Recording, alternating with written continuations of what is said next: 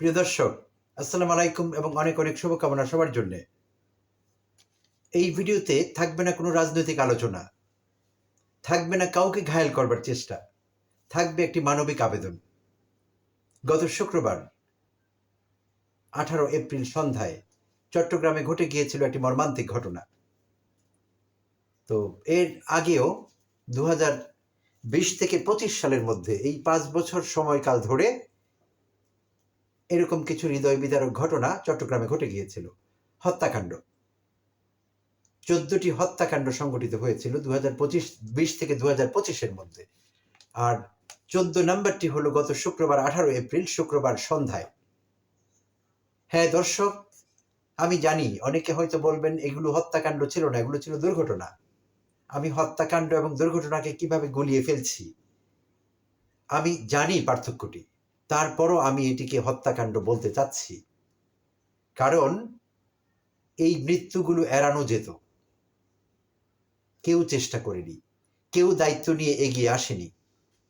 কর্তৃপক্ষের কোনো অভাব ছিল না সেখানে চট্টগ্রাম মহানগরে, কিন্তু কেউ চেষ্টা করেনি।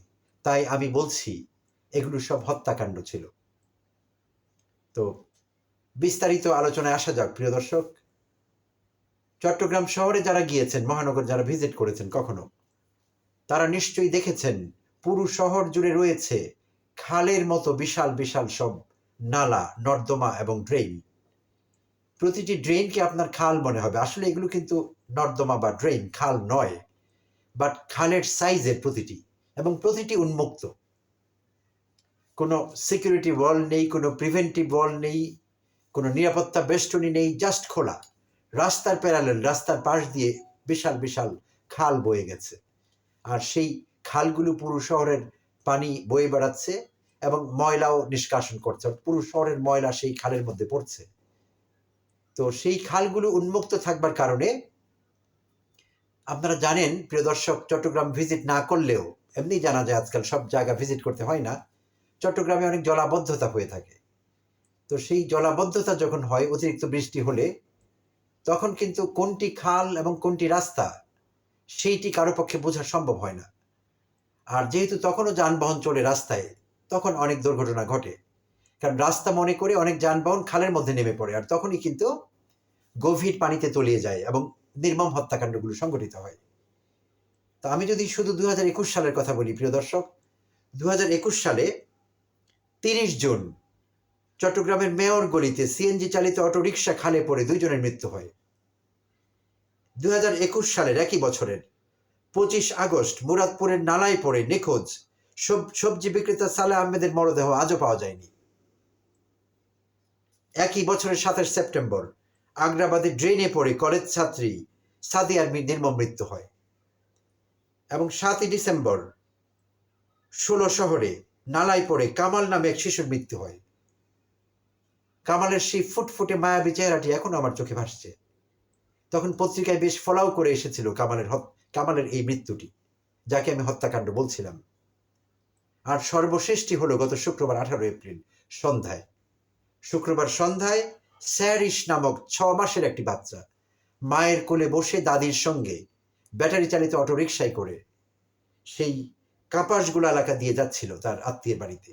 আর তখনই মোড় ঘোরাতে গিয়ে সে অটোরিকশাটি সেখানকার খালে পড়ে যায়।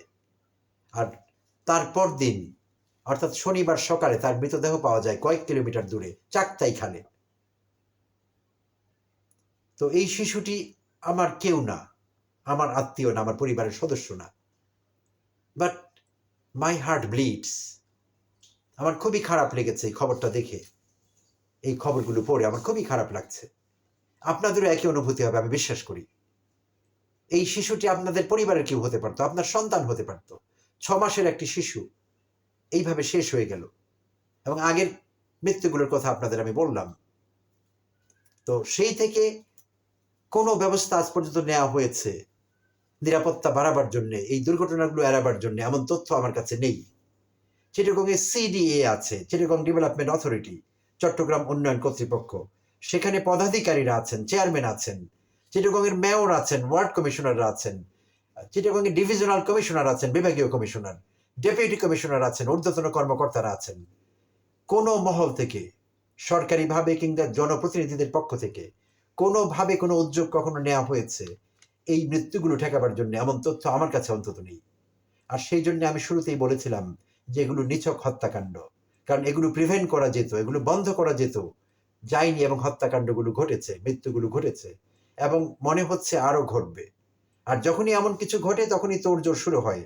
বিভিন্ন অথরিটি মন্তব্য করতে থাকেন, আমরা ব্যবস্থা নিচ্ছি, আমরা ব্যবস্থা নিয়েছিলাম, এইসব আলোচনা আমরা বরাবরই শুনি।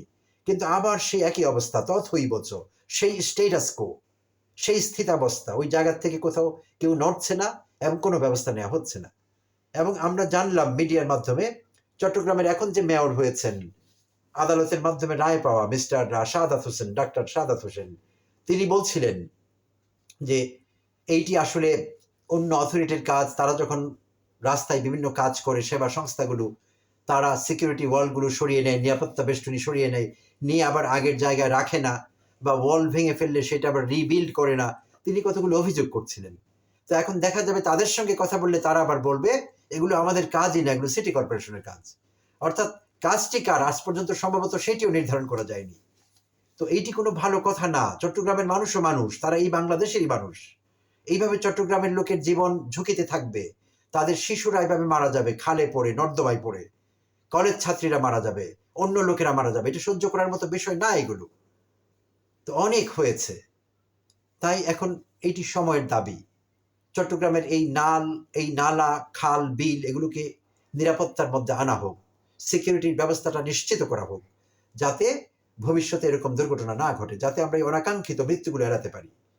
সব অথরিটির কাছে অ্যাপিল করছি, একটি মানবিক আবেদন জানাচ্ছি, চট্টগ্রামের মেয়র সাহেবকে বলছি, সিডি এর চেয়ারম্যানকে বলছি, এবং সর্বোপরি অন্তর্বর্তীকালীন সরকারকে বলছি, তারা যদি সেখান থেকে কোনো ব্যবস্থা না নেয়, ঢাকা থেকে মনিটর করা হোক বিষয়টি, এবং দেখা হোক আদৌ সেখানে কোনো ব্যবস্থা নেওয়া হয়েছে কিনা, কিংবা নেওয়া হবে কিনা। চট্টগ্রামে আমরা এরকম নির্মম মৃত্যু আর একটিও দেখতে চাই না। ধন্যবাদ দর্শক, ভালো থাকবেন।